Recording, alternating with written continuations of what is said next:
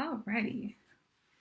Welcome, everyone. Thank you so much for being with us this evening. I know that everyone's just kind of joining. I'm going to get us started since we have a really full program ahead of us and lots of wonderful things to talk about. I am Taylor Rhoden. I'm the Community Events Manager at Historic Seattle.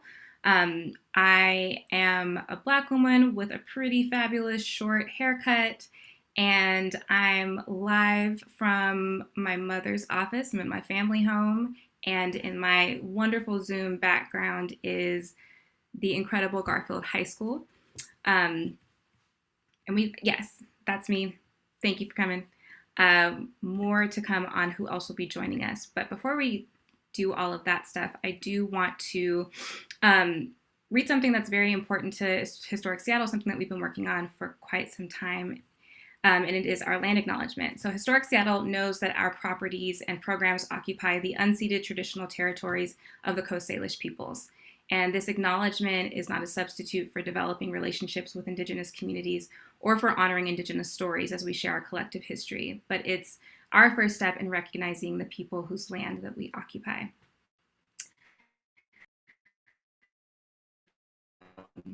Again, for being here. I'm just so excited about this conversation. I'm looking forward to this all week. The next thing that I want to do before we dive in and I introduce our speakers is thank our sponsors. And I have a couple of other housekeeping items, but thank you to the Bricklayers and Allied Craft Workers Local 1, Washington and Alaska. Thank you to Daniels Real Estate, Greystone Anna's Lodge at St. Edward, and thank you to Sellin Construction. And I also want to extend a big thank you to HistoryLink for partnering with us, and major kudos to you all for curating this awesome selection of self-guided tours that keeps growing. So specifically, thank you to Jennifer, who's here tonight. And if you all haven't already, and I'm sure you have because you've received several reminders from us to do so, but please bundle up and explore Seattle through the HistoryLink tours. They have over a dozen or so. And if you are not ready for a chilly adventure outside, I totally understand that. You can also just view the tours online. So tonight we are joined by an awesome group of folks who are individually and collectively doing really important work in the Central District, in our city, and in our region.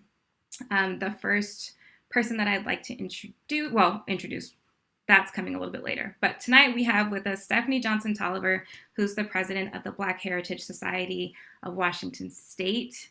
Applause for Stephanie. We are also joined tonight by Elisha Johnson, who is a conceptual artist and one of the co-founders of Wanawari. And we are joined by Sharon Nairi Williams, who's a storyteller and the executive director of CD Forum, Central District Forum for Arts and Ideas.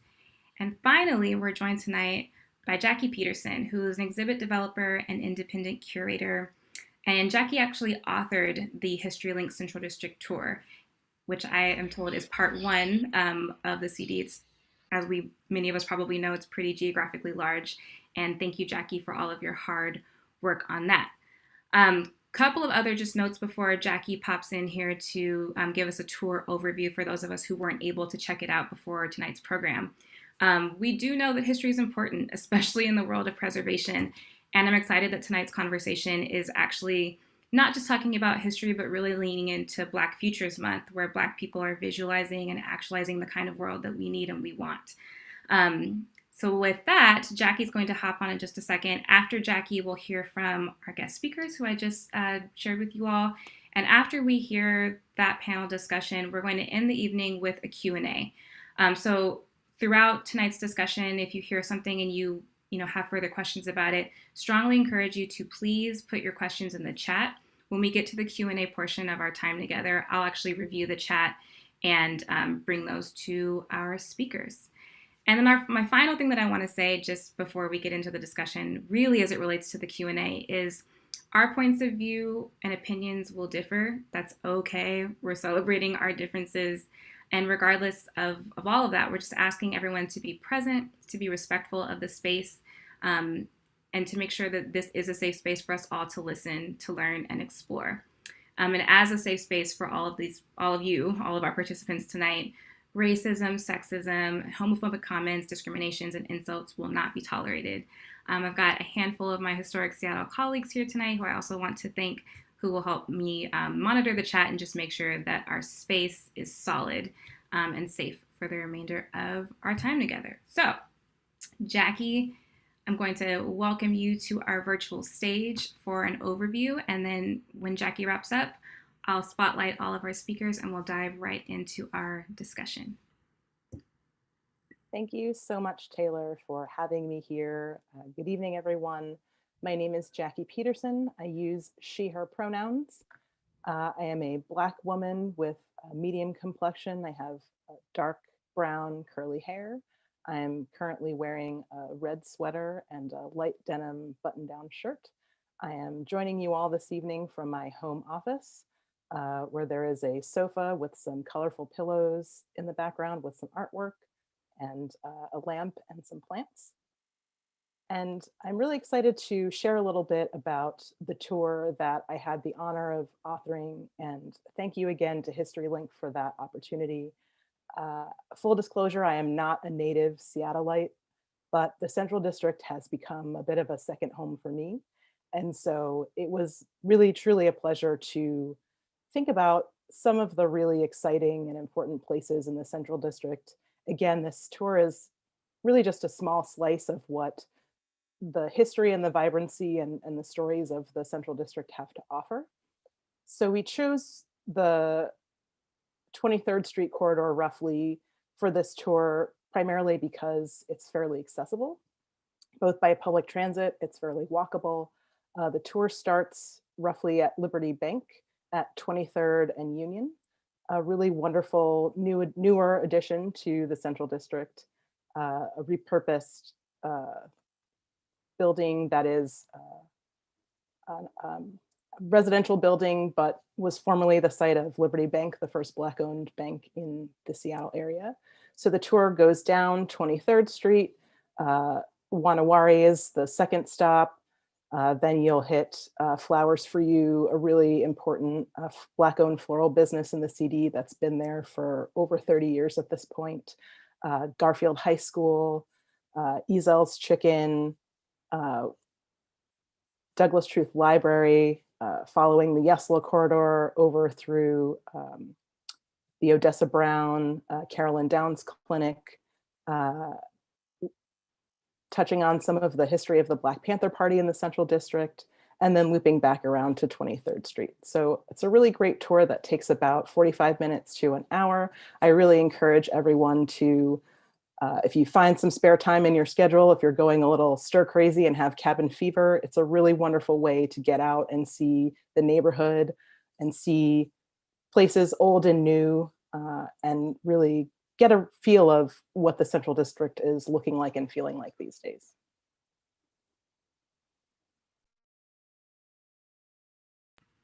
Awesome. Thank you so much, Jackie, for that intro and kind of framing our time together. So we're just going to dive right on in. So Jackie, Sharon, Stephanie, and Elisha, I'm going to spotlight all of you. And Jackie, you've already done your intro. If the three of you could also do the same, that'd be great. And then we'll go into our first question that I'll just read after you all are done doing that part. Guess I'll go first. I'm Elisha Johnson. I'm, like they already said, a curator and artist. I have honey-toned complexion skin, about shoulder length, ear length locks. And let's see, I'm in Wanawari right now, and I have a colorful textile by an artist named Zaire behind me, and I'm wearing a floral dress. Okay, I'll unmute and go next. I'm Stephanie Johnson Toliver. Hi, everybody. I'm a Black woman. I'm wearing large red framed glasses. My hair is pulled back and a bun on the top of my head. I'm smiling. And I have a really crazy kind of Christmas thing going on behind me with clear lights that I absolutely love, and some of my favorite art on my wall. And I'm at home today in the Central District of Seattle. Hello, everyone. I'm Sharon Irie Williams. I am the Executive Director for the Central District Forum for Arts and Ideas. I am also the chair, and Stephanie is my co-chair for the Historic Central Area Arts and Cultural District, and I am a storyteller. I am a Black woman with a caramel complexion. I have piercings in just about every part of my face that my grandmother hates. Red dreadlocks cut on the side. I have on a black shirt and some nice dangly uh, earrings. And I am in my living room space, and I have some orange, brown, black, and red curtains with some artwork on the wall behind me. Thank you for having me today.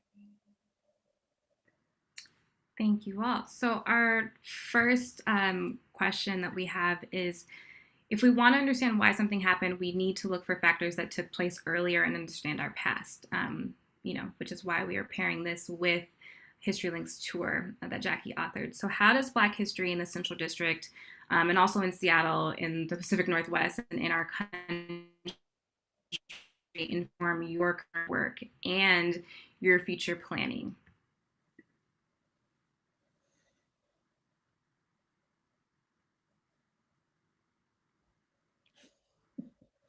I guess I'll go since I'm not on mute. Everybody else muted themselves. Sorry, I'm good. Yes, Don't make me I know I'm unmute playing around. Thank you, Sharon. Please. So the Central District Forum for Arts and Ideas was started over 22 years ago. We just had our 22nd anniversary in February by Stephanie Ellis Smith. And the purpose for it was to, and is to continue to bring Black voices to the forefront and have great conversations at a very high level. And we continue to hold that tradition. And I think knowing the reason why Stephanie started the conversation and started the organization is very vital to how we continue to move with our mission and vision of the organization, and presenting and producing and helping to develop Black artists to share their voice so that the community can have the Black experience. The beautiful part about the Central District and the sad part about the Central District is that now we call it the historic Central District, right? The historic community that was redlined, and to see that go away, like once you get into a community and you know that it was a red line district, and me not being from here as well, but being here for over 20 years, the first place I came to get my hair done was in the Central District. The places that I go for church was in the Central District. Everything that I did for arts was in the Central District, and where I felt most comfortable was in the Central District. And so knowing all that was there, I feel like CD Forum has a task, and the Historic Central Area Arts and Cultural District as well has a task to not only present the past, the present, and the future. And for me, it's a lot. It's a heavy experience, but I think that it is a necessary experience. And so therefore, we just try to always acknowledge that we did not lay this foundation, but we owned the foundation, that people like Stephanie Ellis Smith, people like the Black Panthers, people like New Black Arts West, Black Arts West has done, Langston Hughes Performing Arts Institute has done prior to us coming to the area. And we just try to continue to uplift that and let them know that we cherish everything that they've done for us, and that we hope that we are making them proud. And as we move forward in the stories that we help our community tell. Yeah, Sharon, I'll go next. Sharon, I know you're just really putting a stamp on the arts in the Central District. I just love everything that you're doing. And I should have said that in my introduction, I am president at the Black Heritage Society of Washington State. Here I am. I am a fourth generation Seattleite. Love to travel, but Seattle is my home. Okay. I'm a UW Husky. I'm grounded here. You know, one of the things that I really appreciated was an education at the University of Washington. I had an early wake up call going to Eastern Washington and being a freshman on, east of the mountains. Wanted to raise my fist to Angela Davis, and there was only 3 people on campus, Black people, to raise my fist to. So I found my way back to the University of Washington, which is a wonderful place to be in the 1970s. And I worked in the Office of Minority Affairs with Larry Gossett in the heyday of the Black Student Division. So I started to become really grounded, not only as a Seattleite, but to understand what some of the struggle was really about.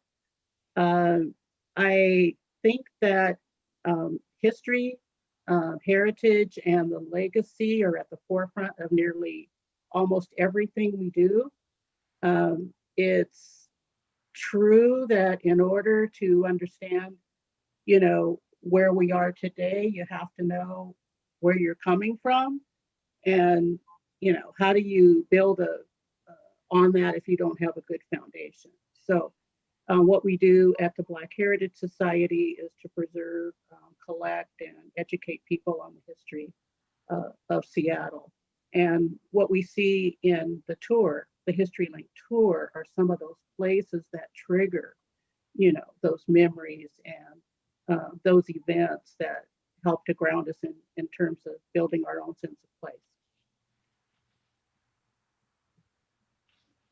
I was gonna look at the question again. Now it's the battle between who goes next. I can go next. I think a lot of what Sharon said really resonates with me. I'm probably the newbiest of the crew to Seattle. And I think that as an independent person not tied to an institution, I have the pleasure of helping people make connections.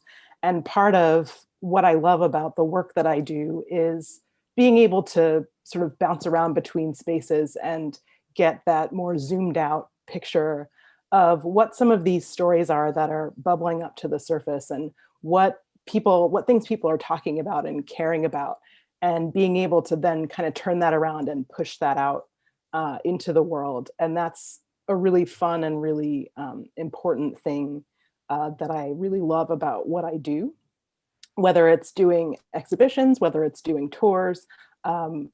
As Stephanie said, context is super important and paramount to pretty much everything I do. And that historical context is really what grounds and shapes the way things are moving in the world right now. But also, those things are signposts for us and things that we shouldn't forget about, because, this pandemic feels like a lot of new territory for folks, but as a human race, we've been here before. And there are things that have happened that maybe worked, maybe didn't. And it's worth pausing and taking a look and thinking about, how did Black folks handle this in 1918, 1919? Mm-hmm. What kinds of community help, what kinds of community gatherings, what kinds of community support happened then? What can we think about? What can we learn about?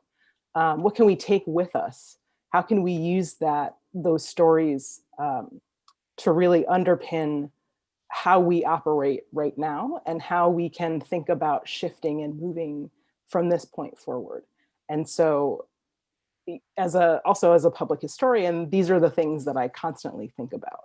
And so part of the goal, at least for me, in thinking about how to shape this tour, is thinking about what are some of the anchor points in the Central District, but what are some of the things that are new and moving in a different way, and that are grounded in different ways of doing things, that also still feel really Black and really powerful and really community centered and really community oriented.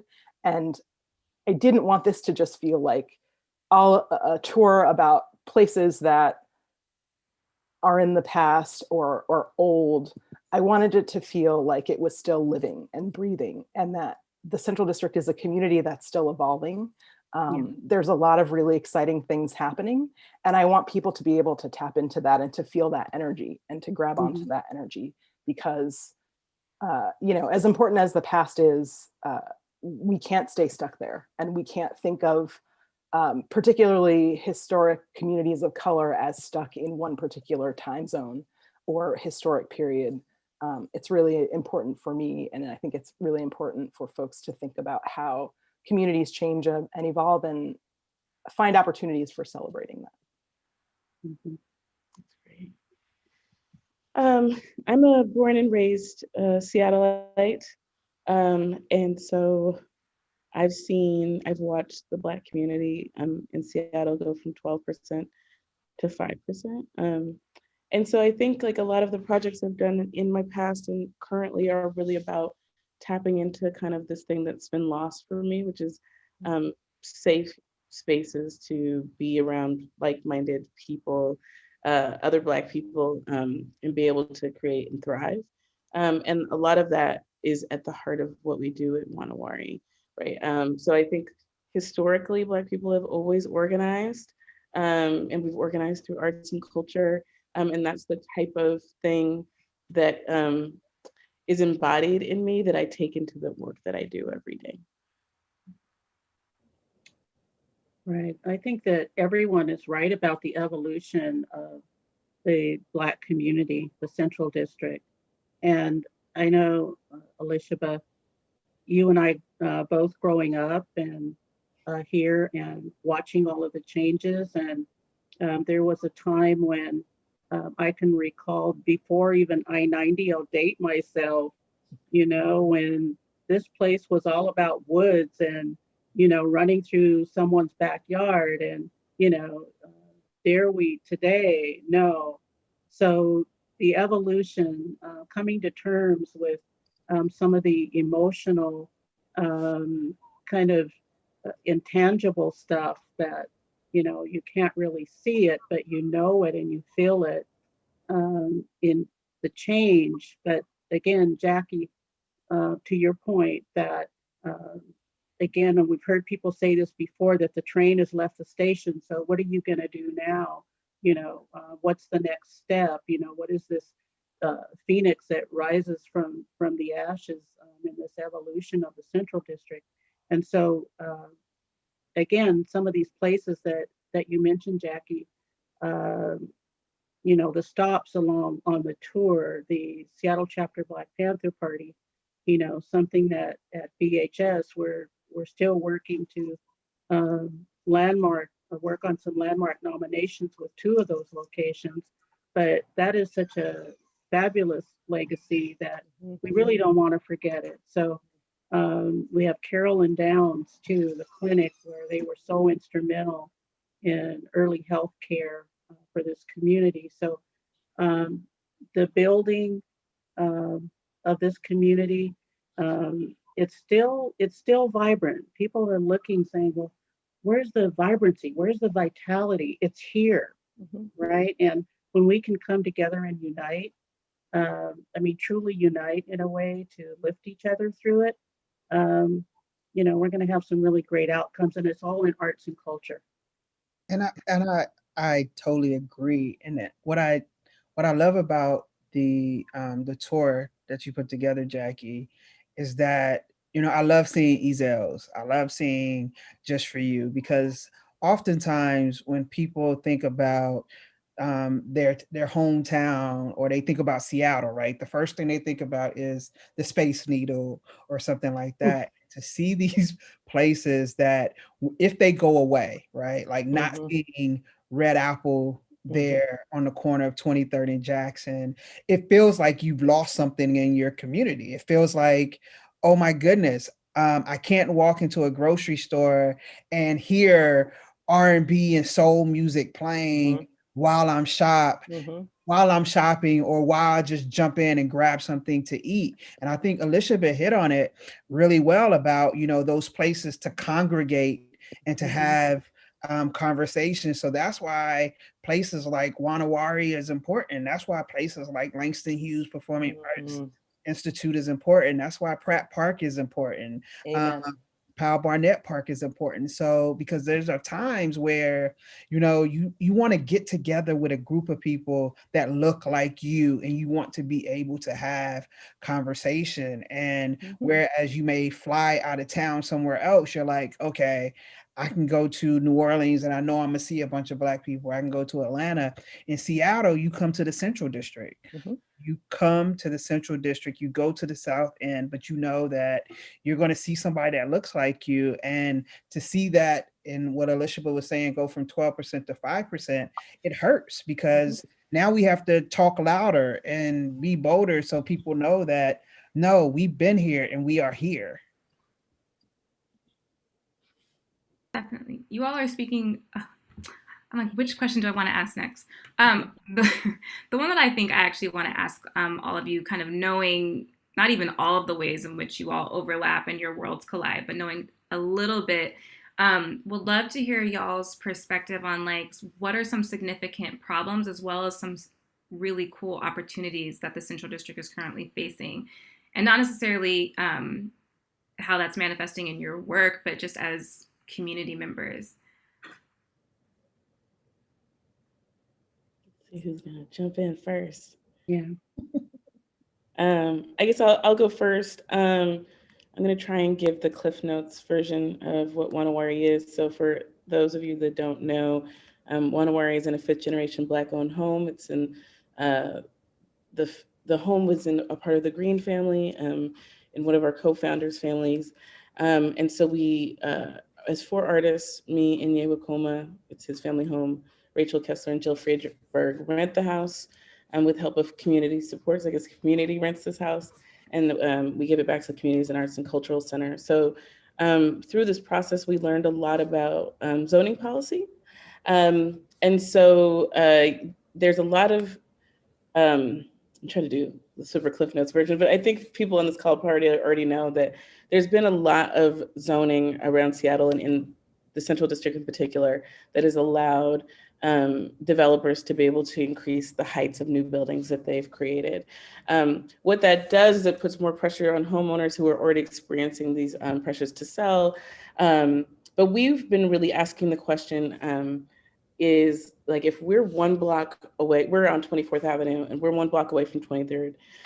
So if you're on 23rd and you're a developer, you can do all types of stuff with your property. But if you're a homeowner, you can't. And so our Case 21 work is really looking at zoning policy and how we can make zoning policy work for Black homeowners so they can stay in their homes.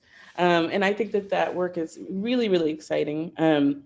Because it's just the way that people start thinking about, like, can I have an ADU in my backyard, not just to maybe rent, to have a renter and make extra cash, but like maybe it's a small arts organization or an artist studio, and using that as a way to bring more culture or people who've been displaced from the neighborhood as artists back into the community.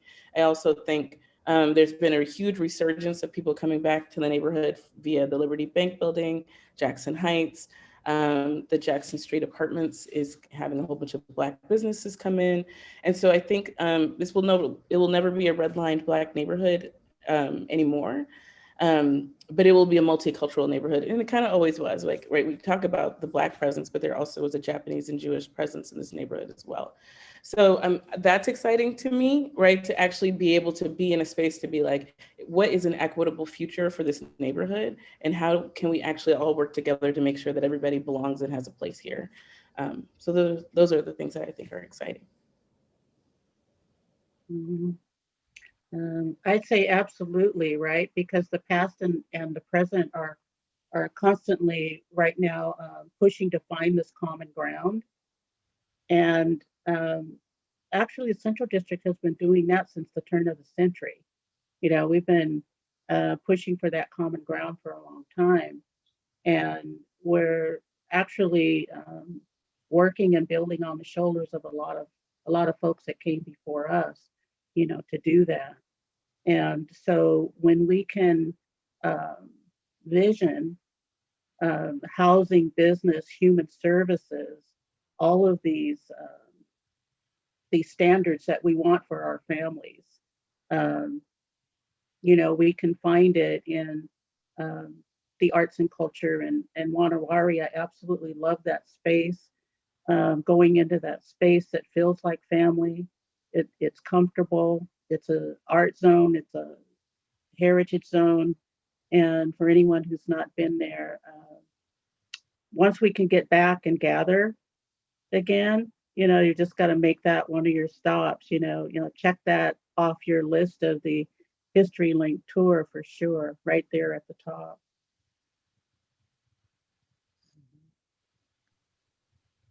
I would echo a lot of what Elisha said. And I think what's exciting to me is thinking about new models of doing things.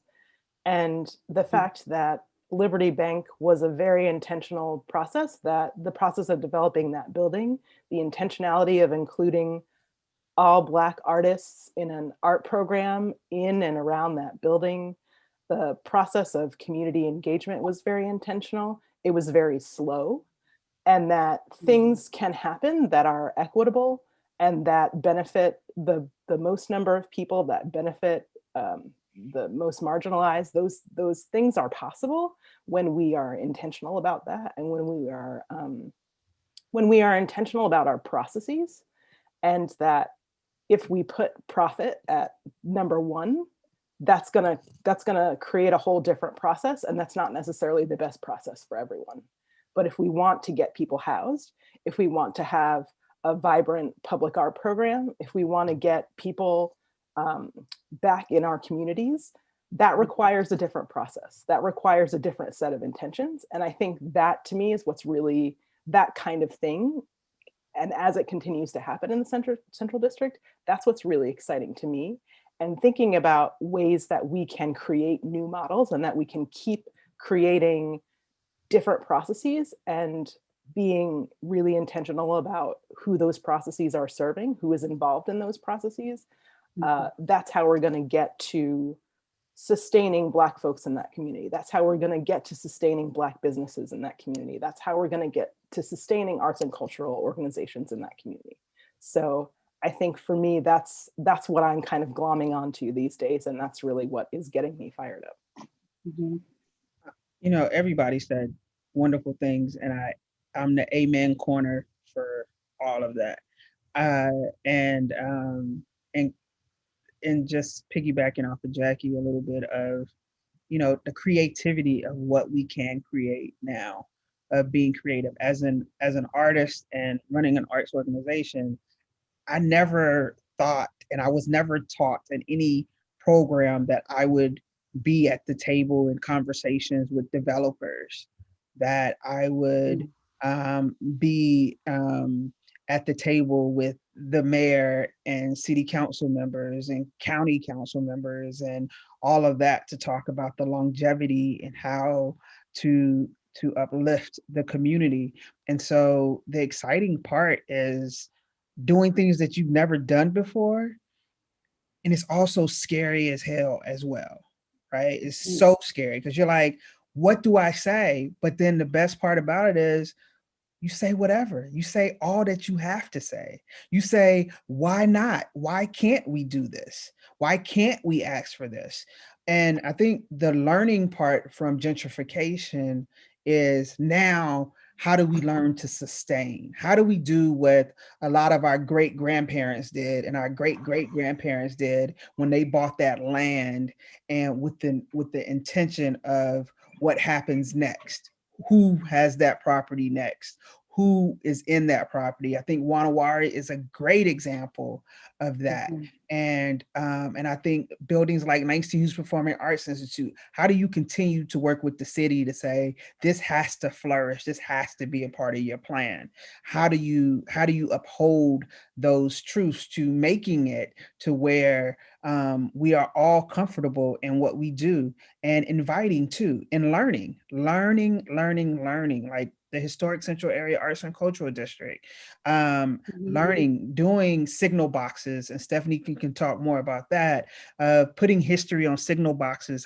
Who would have thought that was a thing, right? But making sure that street names are named after Ernestine Anderson, Douglas Powell. Like, it's just like making sure that we be very purposeful and that the history and the present remain, and that sustainability that the people as well are sustained to.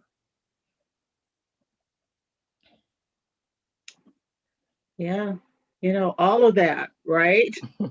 I'm just Amen and nodding amen. my head too, and just saying, yes, yes, my sisters, it's, all of that.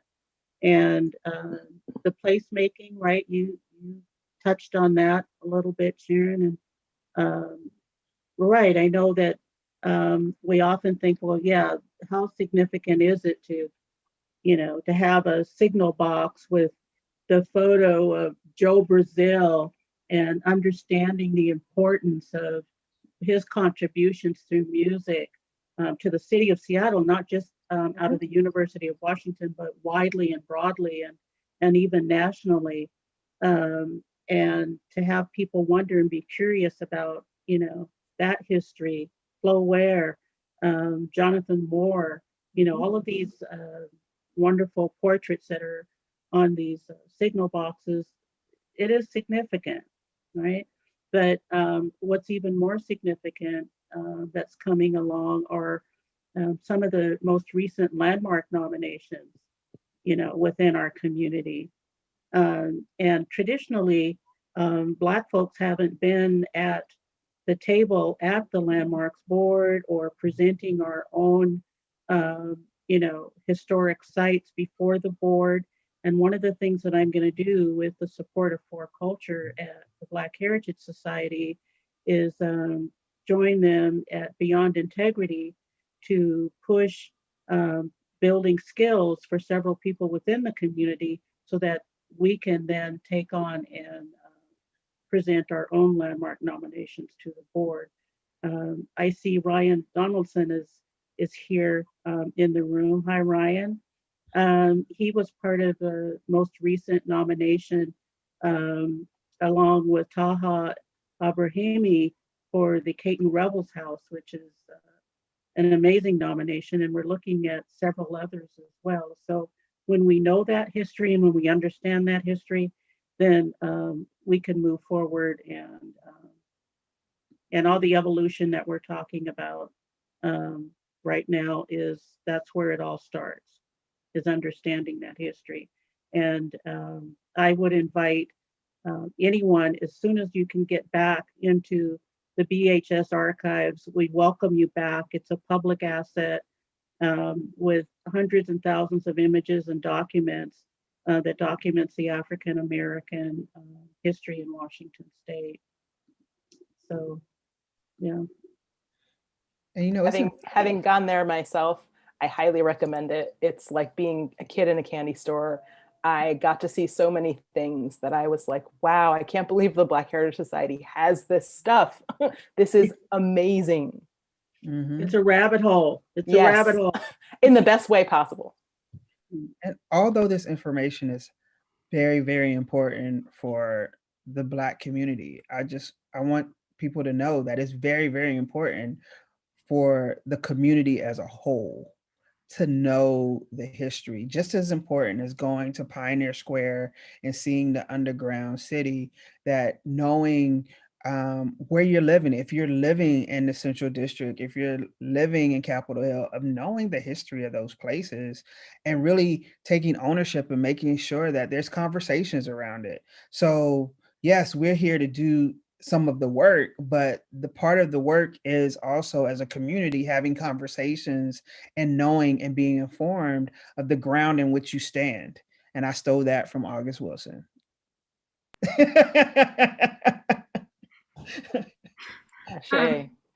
Yes.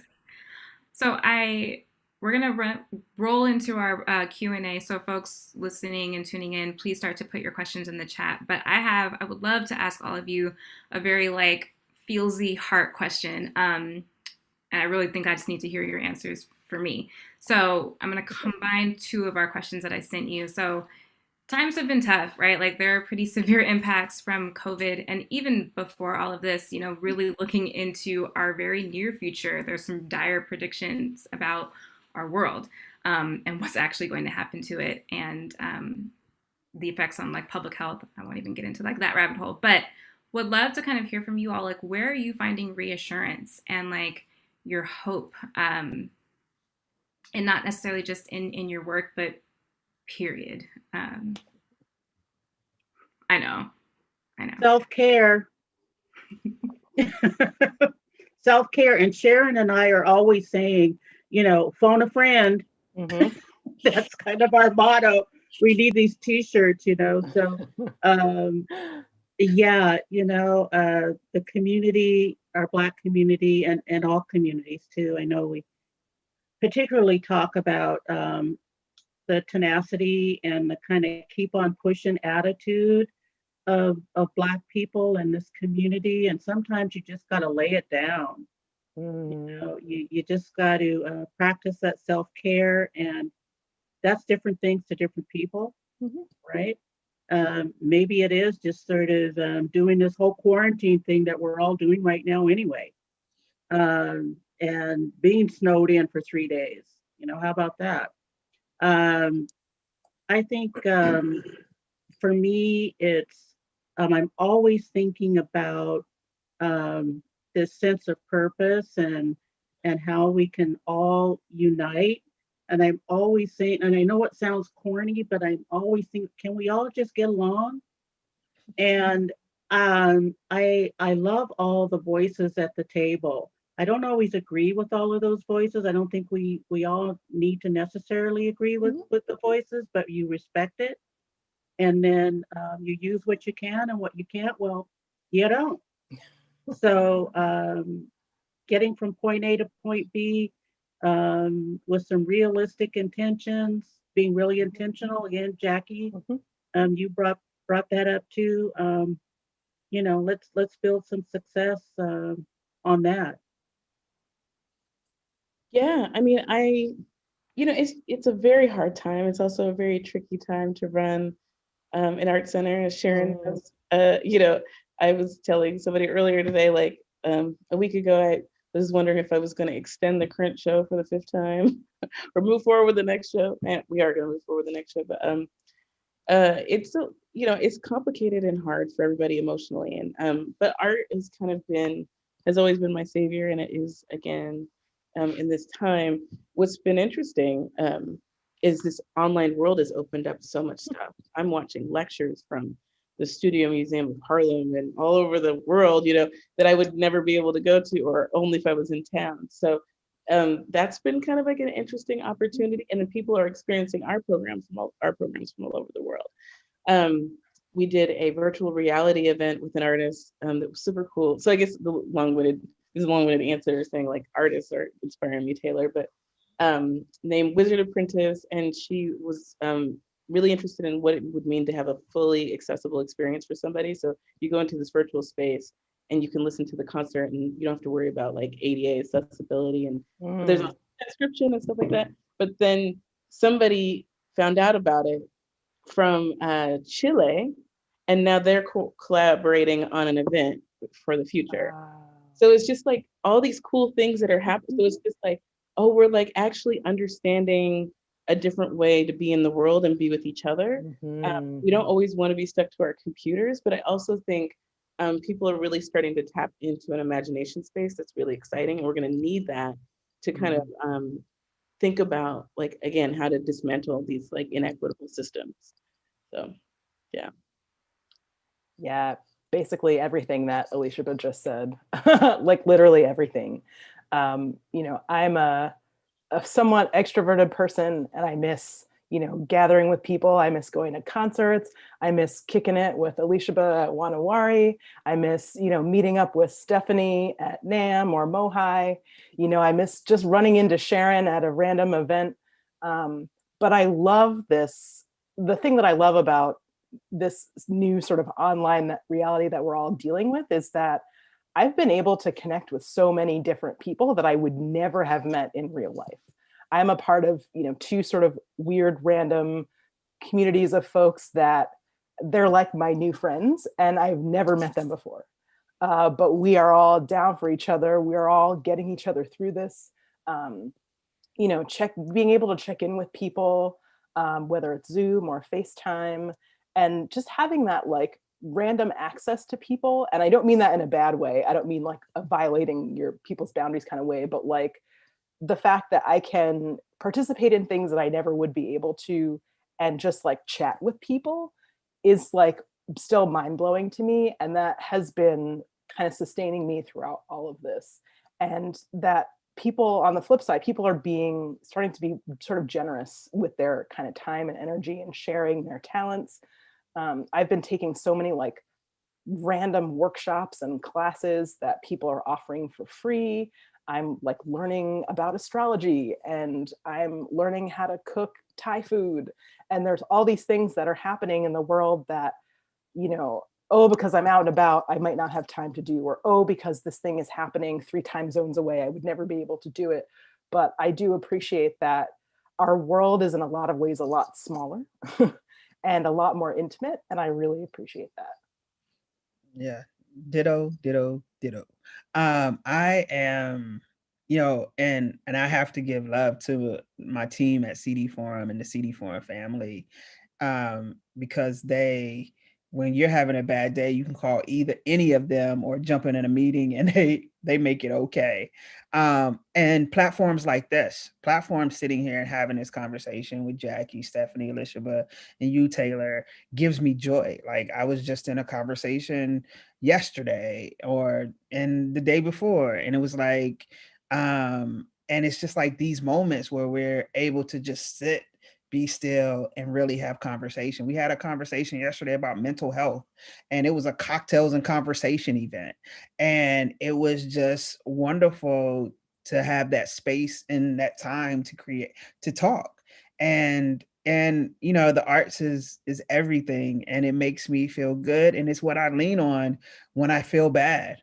I grab the computer or a piece of paper and a pen, and I start writing, and I put it on paper, and that's what gets me through. And my friends, phoning a friend, Stephanie, phoning a friend, Liz, and just picking up the phone and saying, hey, I heard you was having a bad day. I saw your post on social media.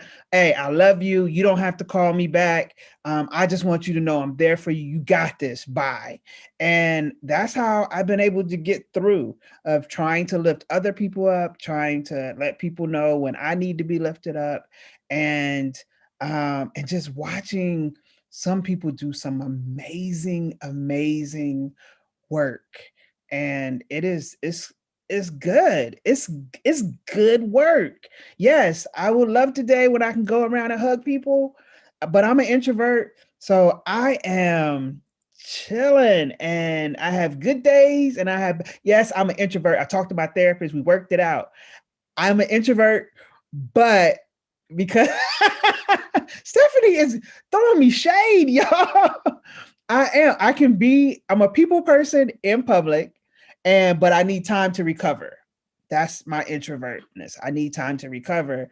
But this time has helped me dig deep into who I am and why I do the stuff that I do. And if you haven't taken the last year to really examine yourself and become better coming out of this, then start doing that work, because it's going to help you get through whatever else we have to go through.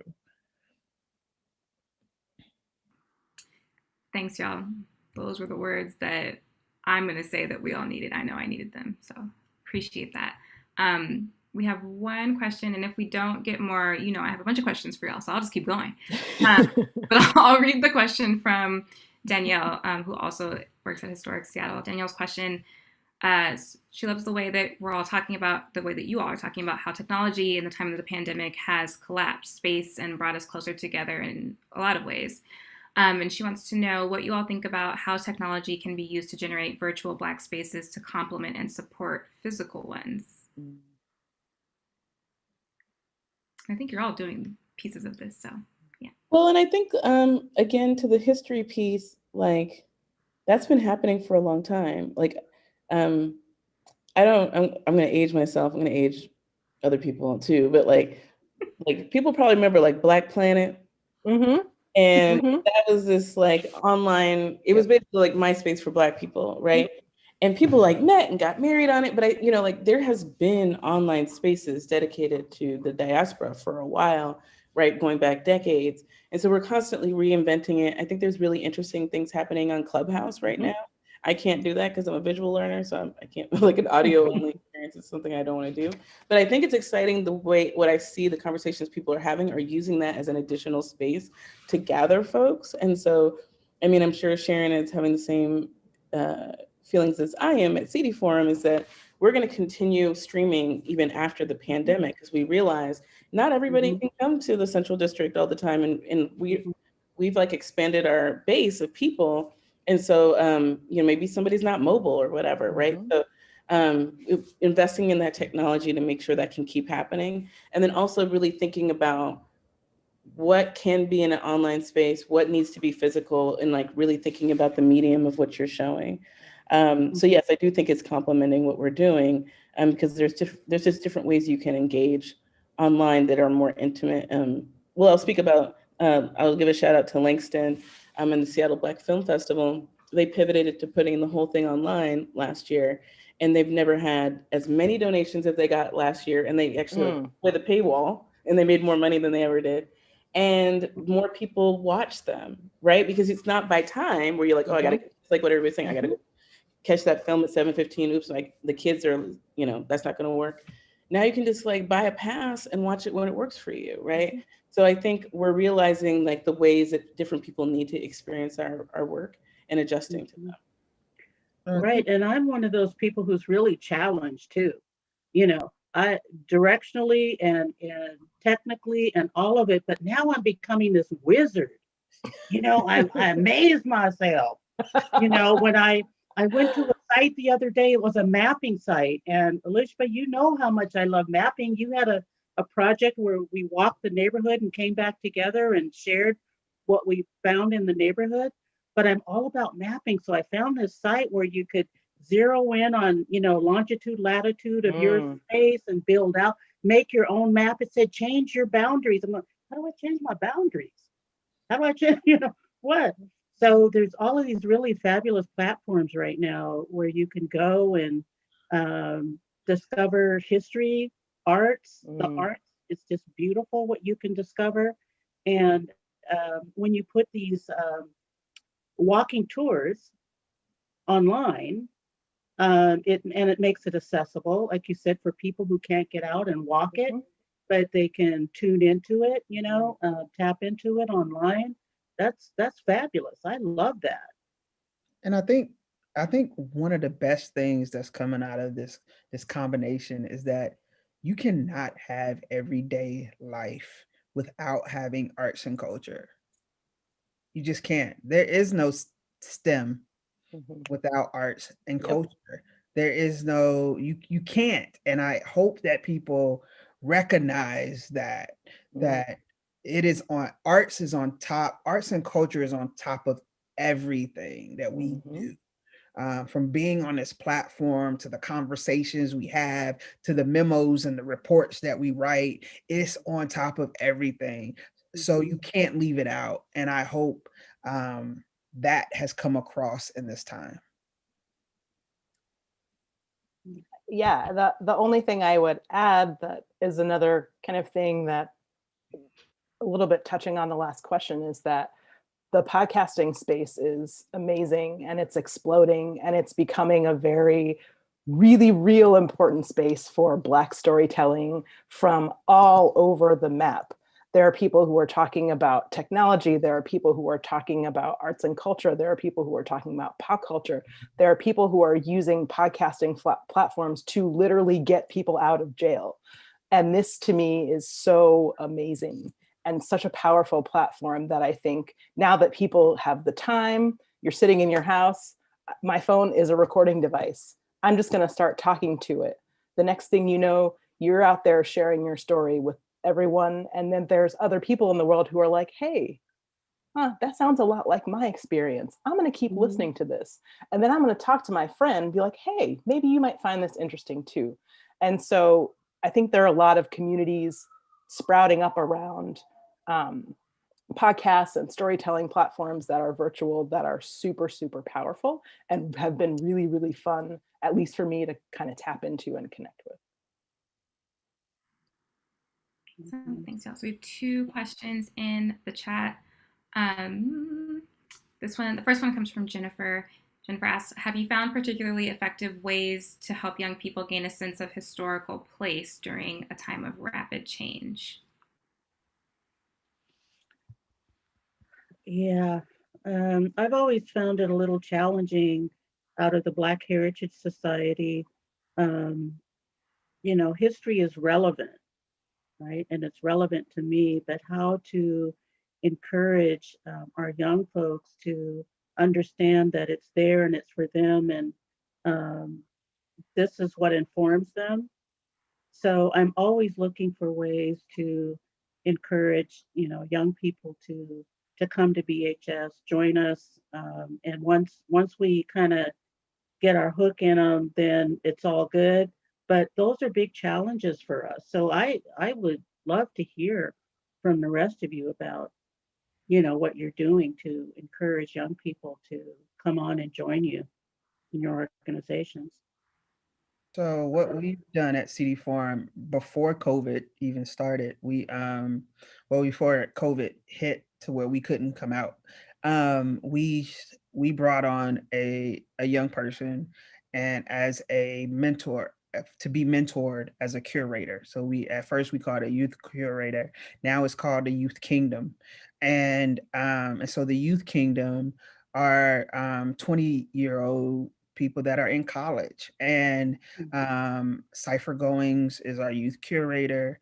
Then we have a intern and Mallory Carbon, and then our social media person is Ty Allen. And so what we've allowed the Youth Kingdom to do is they are being mentored as they're in their positions, but they are also creating new ways. What do they want to see? What do they want to do? How does their voice and what we're doing, how does that impact them? And are we making the right strides? Are we in every part of our business? We have the Youth Kingdom to call us out on what we're not doing. So we just started a survey project with the help of 501 Commons and a program there. And so we asked the Youth Kingdom. The Youth Kingdom is part of our makeup. They're not just, it's not about, for us, it's not about, there are groups out there, Northwest Tap, Coyote Central, that really focus on young people, and they do great work in doing that. Our job is to see how to develop young artists and not just as artists, but as creative entrepreneurs, so that they can take over the work that we do. And so the Youth Kingdom is a way that we are help lifting them up. Thank you all. And before you all keep contributing, I just want to say that it is 6:30 and I do want to respect y'all's time. I'm happy to stay on as long as you want and continue to talk about this. But if you all do need to go, this is our time. We've got two more questions in the chat. And if it's okay, can we answer those? And then we can say our goodbyes for now. Okay. Thank you, Sharon and Elisha, for your answers to that question. And thank you, Jennifer, for that question. So Ryan asked a related question in terms of the impact of the tour on youth. So the question reads, how do you see the History Link tour positively impacting Garfield students and children who live in the CD? Ryan, I really appreciate that question as someone who graduated from high school, or from Garfield High School, and I've been trying to think about, well, I guess I'm aging myself now. Times are different. I'll let y'all answer the question. And then we'll move on to our last question from Taha after this. I think that's a great question for Jackie. Thanks. I love you. I love you too, Sharon. I think it's hopefully creating a sense of pride. Like look at what people built. Look at what people who look like you built. Like, this is something you should be really proud of. This should be, a place, hopefully a place that people want to stay. I think part of the loss, and I don't think it's unique to Seattle per se, but people go off to college and they don't come back. And I hope that people will say, this place is worth investing in. Even if I go halfway across the country to college or grad school or whatever, there's going to be a reason for me to want to come back. Like, this place is so special. And so I really hope, engendering those feelings of joy and pride and seeing like there's still things left here for you to do. So much of my experience here is, Seattle feels like a tiny, tiny small town. The fact that I know all three of you, and not just in passing, like it's not just like, oh, I see Sharon at the grocery store. I know Sharon. I know Stephanie. Stephanie and I have worked together. I know Elisha, right? But that doesn't mean that there isn't a lane for all of us. And that I really hope that people see that and see that there's still opportunities here. Even if you go away, you can always come back and there's a space here for you because it's a place that you're proud of. Right. I just love the way that we can lift each other, through it. We're always thinking how we can work together on something, move something forward, and how we can, make that happen together. And that comes, out of unity. And I just want to say, a shout out to all the Garfield Bulldogs. This was the 100th year. Well, 2020 was their 100th anniversary, right? And they had to set that back. And I hope that maybe later this year, they'll be able to possibly gather in some kind of way to show their appreciation and just acknowledge that at Garfield is a huge legacy there, not only in people, but the whole education, the evolution of how Garfield, has evolved its system, and through the Seattle public school systems, any of us who've been there, it's a big feat. Yeah, I was so sad about the Centennial not happening. Understand it, of course, but perhaps this tour could be a part of the future Centennial celebration. That'd be really cool to walk the neighborhood with a bunch of people all dressed in purple. I'm here for it. Same. Our last question comes from Taha, and the question is, in you all's experience, right? Like, what do you feel makes Black American culture in the PNW and specifically in the Central District different compared to other parts of the U.S.? I really like this question. I was literally talking about this last night with a friend. And is there anything unique about our little corner here in the upper left? Lots. Of course. I talk about this with my partner Inye all the time. And then also a friend of mine, Zenobia Bailey, who's from here, but moved away, but is always talking about the creative spirit of the Black folks in the Pacific Northwest. I mean, so many Black people migrated here, right, during the Great Migration, but also like to kind of like explore new life, right? Like this was one of the only places you could actually safely kind of be in an interracial marriage. People left their hometowns to kind of create a new identity and be free, right? So I think there's like this kind of, I feel like there's an ethos of like a very free Black person. And Catherine Harris White and Stasia Irons created this term, Black weirdo. And I feel like it embodies the Northwest entirely, right? That you can like be into alternative music and go, be a part, love Kurt Cobain and also love Sir Mix-a-Lot. And so I think that's where you see like Jackson Street Jazz and a Jimi Hendrix and all the other things that come out of this region when you have like a damp weather climate where people have to hibernate and create work. So yes, I think there's no accident that Jacob Lawrence, stayed here, right? He could have went to another university, or August Wilson landed here, or my father, Charles Johnson. So you can name a whole bunch of people who really found this place to be so creative because of the nature and the surroundings, right? But then also the Black community here that embraced you fully at your full self.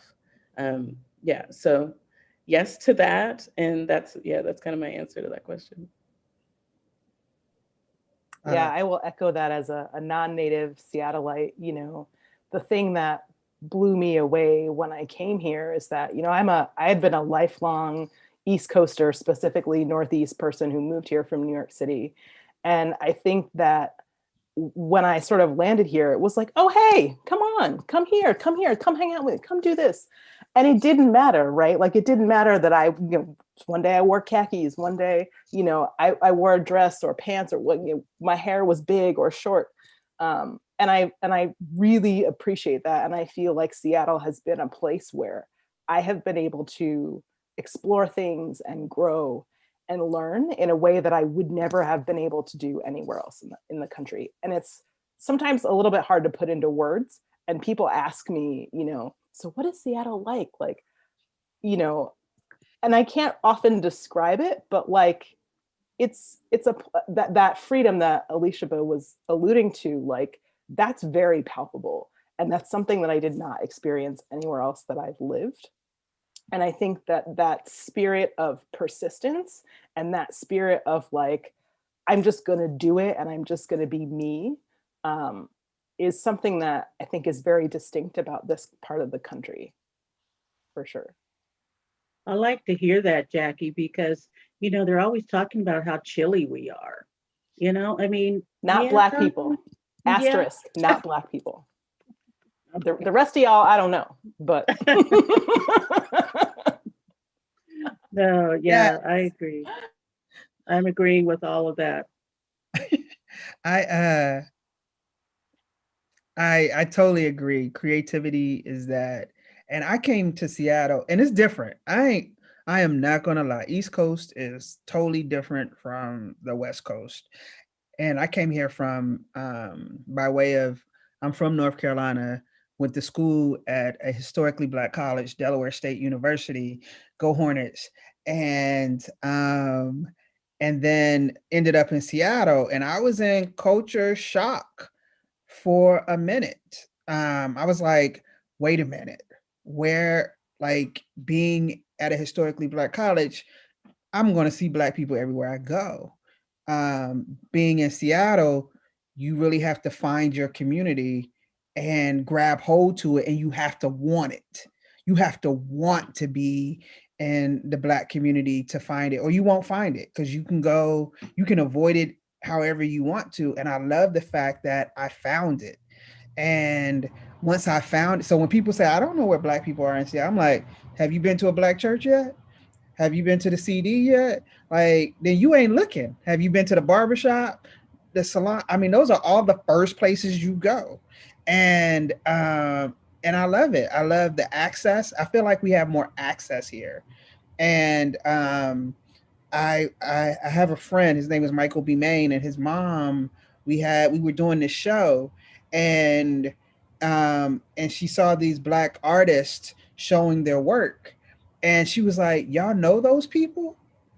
Like, recognizing that there are places in the world that don't have access to the artists that we have access to, and that it's not that hard to find an artist and hang out with an artist here, and knowing that we get that experience and that raw talent and that raw work. Where I once heard Felicia Rashad say, when she was directing Gem of the Ocean for the Seattle Rep, and she said she did an interview with Kenny Leon, and she said Seattle is where you come and develop your craft and do your work. And you go to New York just to work, you go to LA just to work, but you come to Seattle to develop it. And so it's a place of developing.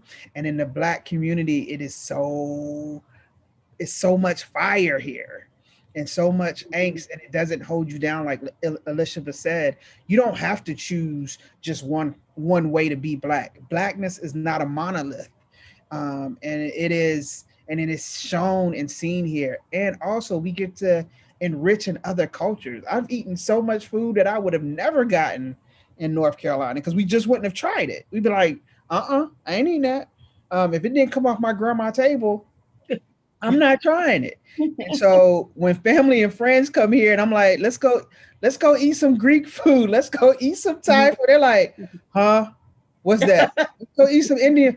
Sharon, why are you playing? Let's go eat some Mediterranean. They're like, what? So I think we have a different experience here, and it's an experience you have to get used to. But once you get into it and once you find your community, whoever that is, it is something beautiful that I wouldn't trade for the world. Hell, I've been here for over 20 years. I've lived here longer than I lived in North Carolina, where my family still is, and Delaware. And so I'm here, and it's made me stronger and better for it. And the conversations are different when you go home. They are different. I'm like, so no, that's not how I think anymore. Like, so it's a beautiful thing to be Yes. Black in Seattle. Yes. Amen. Amen. I agree. Yeah. Yes to all of what you all have said. And I guess my only 2 cents to add to that is you can be who you are here. You can definitely find your people here. And one of the things that I am really appreciating in my adulthood, having grown up here, is that we all can share space. Mm. You will find your Black weirdo pod, and then there will be events. The one that stands out to me is the day shift that happened at NAM, where everyone, like all pockets of the Black community, came all together, and it was like, this is beautiful, and the reunion that I don't think I didn't know that I needed. And it was really, really cool to see everyone there, all types of Black folks into very, very specific things, and we were just having a good time. It was really, really joyful. So Right.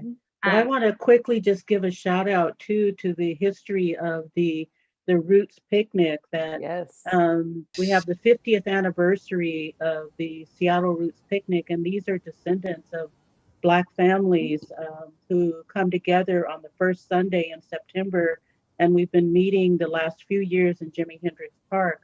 Of course, last year it was postponed. This year, I'm not sure what's going to happen, but I'm hoping that we'll be able to put something together. But it's just an open space for everyone to come, and it's artful, it's creative, it's heritage, it's music, it's all of those things on that one day every year. So look for it, and we'll give a shout out to it on our BHS website as we get closer.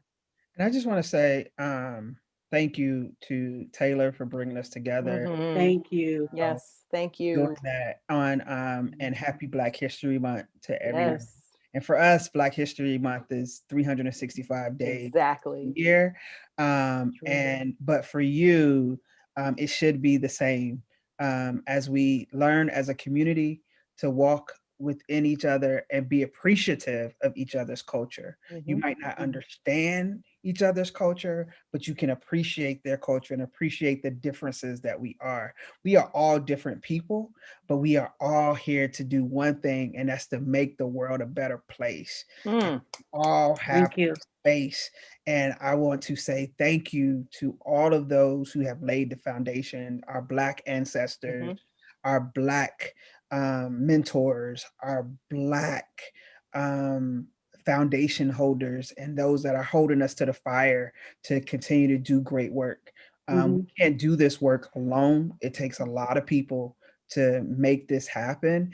And it takes all of you out there in the community too. Your support and what we do is appreciated and greatly needed to walk hand in hand as we uplift the stories and the legacy of our people. Hear, hear. Yes.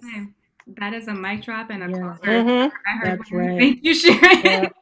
Yeah. So bring on the CD Tour 102.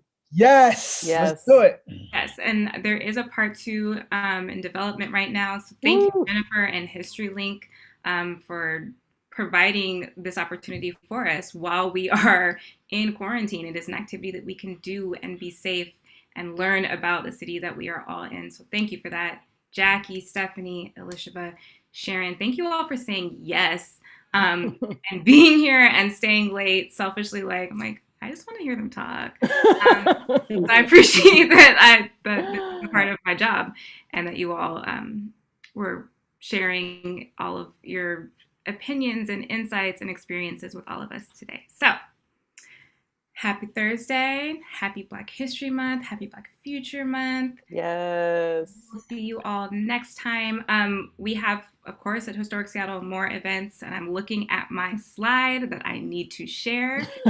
So I will do that. So we've got a handful of things in March coming up. We have our spring members meeting. We've got another building dialogue, which is our reading and discussion group coming up on the 10th. And then we have a lecture on the 20th. So check out all of our events at historicseattle.org/events, and we will see you next time. Thanks, everyone. Thank Bye. you. Have a good rest of your Thursday. All right. Thank you all. All right. Thanks, Taylor. Thank you.